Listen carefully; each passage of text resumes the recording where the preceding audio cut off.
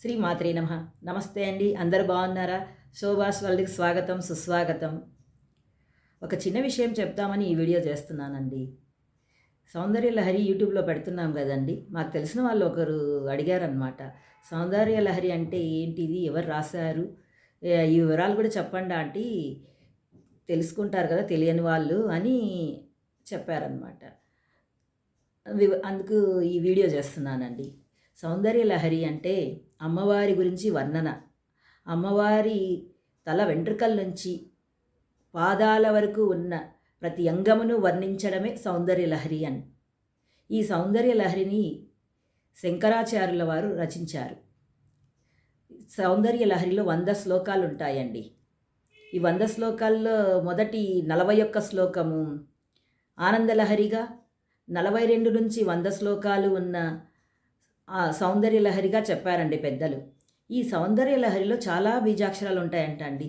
ఈ సౌందర్య లహరి నేర్చుకునే వాళ్ళు ఖచ్చితంగా గురుముఖంగా నేర్చుకోండి. అంటే పెద్దవాళ్ళు ఎవరైనా నేర్పిస్తున్నప్పుడు నేర్చుకోండి. లేదు అంటే యూట్యూబ్‌లో కూడా కొంతమంది పెద్ద పెద్ద వాళ్ళు చెప్తున్నారు చూడండి. రమారావి గారు కూడా సౌందర్య లహరి గురించి చెప్తున్నారు. ఇంకా వేరే వాళ్ళు కూడా చెప్తున్నారు. ఇద్దరు ముగ్గురు చెప్తున్నారు. ఇట్లా సౌందర్య లహరి ఆన్‌లైన్ క్లాసెస్ జరుగుతున్నాయి. అవి అందులో జాయిన్ అయ్యి తెలుసుకోండి మీరు. అక్కడ నేర్చుకుంటే మీకు అక్షరాలు పలకడంలో, చేయడంలో మీకు బాగా వస్తుందండి. కాబట్టి సౌందర్య లహరి గురుముఖంగా నేర్చుకోవాలండి. ఈ సౌందర్య లహరిలో బీజాక్షరాలు ఉంటాయి కదండీ! అందుకు గురుముఖంగా నేర్చుకోవాలి. ఆ తర్వాత మనం నేర్చుకోవడం, మనం పాడుకోవడము, చదువుకోవడము చేసుకోవచ్చు. కాబట్టి గురుముఖంగా నేర్చుకోండి. నేర్చుకోవాలనుకునే వాళ్ళంతా గురుముఖంగా నేర్చుకోండి. ఈ అమ్మవారు సౌందర్య లహరిలో చెప్తారండి. కబరీబంధం గురించి చెప్తారు. చాలా బాగా చెప్తారండి చాగంటి వారైతే. చాగంటి వారి మాటల్లో వినాలండి సౌందర్య లహరి అయితే. కబరీబంధం అంటే కొప్పండి. అమ్మవారి కొప్పు గురించి తల వెంట్రుకలలో అంత సువాసన ఉంటుందండి అండి. చాలా సువాసన ఉంటుందంట.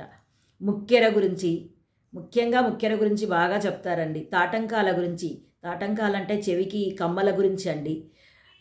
ఇంకా ముఖ్యమైన విషయం ఏమంటే తాంబూల సేవనం గురించి చెప్తారండి. వినాలండి. అసలు ఎంత బాగా చెప్తారంటే అంత బాగా చెప్తారు. తాంబూలము సేవన పిడత అంటే అమ్మవారికి తాంబూలం పెడతాం గది. ఆ తాంబూలాన్ని సేవించిన తర్వాత నవలగా వచ్చిన పిడతనే తాంబూల పిడత అంటారండి. మాకు తెలుసండి. మా నానమ్మ వేసుకునేది, మేము వేసుకునేవాళ్ళం. తాంబూల పిడత గురించి మాకు ఐడియా ఉండిద్ది. అందుకే చెప్తున్నానండి. తాంబూలము సేవన గురించి చాలా బాగా చెప్తారండి. చాగంటి వారి నోట్ల వినాలి. చాలా బాగా చెప్తారు. సౌందర్య లహరి ఇంతకుముందు చాగంటి గారు చెప్పేవారండి. మా టీవీలో వచ్చేది. ఒక 5 నిమిషాలు వచ్చేదనమాట. 8:30కి 8:25కి వచ్చేదనమాట. 5 మినిట్స్ వచ్చేది.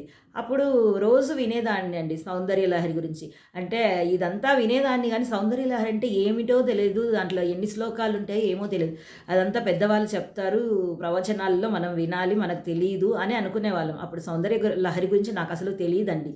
నాకు సౌందర్య లహరి మాకు తెలిసిన వాళ్ళు కూడా ఈ మధ్య నేర్చుకున్నారు. నేర్చుకున్నప్పుడు కూడా నాకు పెద్దగా ఇంట్రెస్ట్ లేదు. అంటే నాకు అనుగ్రహం కలగలేదండి. నా నాకు తెలిసిన వాళ్ళు చాలామంది సౌందర్య లహరి నేర్చుకున్నారు. అనుకోకుండా నాకు ఆ అదృష్టం కలిగింది. సౌందర్య లహరి నేర్చుకున్నాను. నేర్చుకొని నేను చిన్నగా ఫస్ట్ శ్లోకం శివశక్తియుక్త శ్లోకం చాలా చిన్నగా కళ్ళు మూసుకొని చాలా చిన్నగా పాడుకునేదాన్ని. చాలా సంతోషంగా, ఆనందంగా అనిపించేదండి. ఆ శ్లోకం నాకు వీడియో చేసుకోవాలి ఎప్పుడైనా వినడానికి అన్నట్టు అనుకున్నాను. నా శ్లోకం నేను చూసుకోవాలన్నట్టు వినాలి అనుకుంటూ వీడియో చేసుకున్నానండి. అనుకోకుండా యూట్యూబ్‌లో పెడితే బావుంటుంది కదా అని చెప్పి ఈ సౌందర్య లహరి కూడా పెట్టడం జరిగిందండి. నాకు సౌందర్య లహరికి ఇలా అనుబంధం కలిగిందండి యూట్యూబ్‌లో పెట్టడానికి.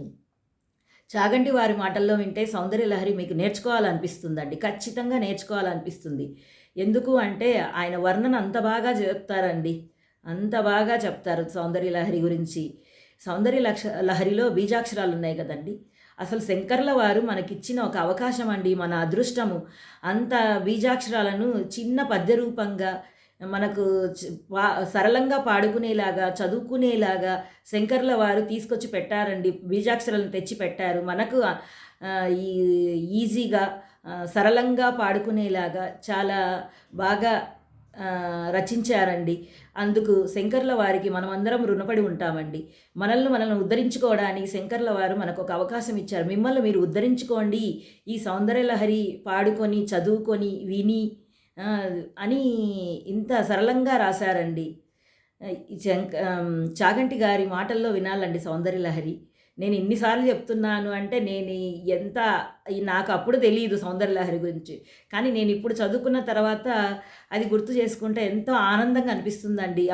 అప్పుడు విన్నాము దాని గురించి సౌందర్యలహరి గురించి తెలీదు అని ఇప్పుడు అనిపిస్తుందండి. అప్పుడే తెలిసి ఉంటే అప్పుడు నేర్చుకునేవాళ్ళం. ఇప్పుడు ఇంతకాలానికి నాకు అవకాశం వచ్చింది. ఆ అదృష్టం కలిగింది. నాకు నేర్చుకునే అవకాశము, అదృష్టము వచ్చింది. చాలా సంతోషంగా ఉంది. మీరు కూడా నేర్చుకోండి. Thank you all.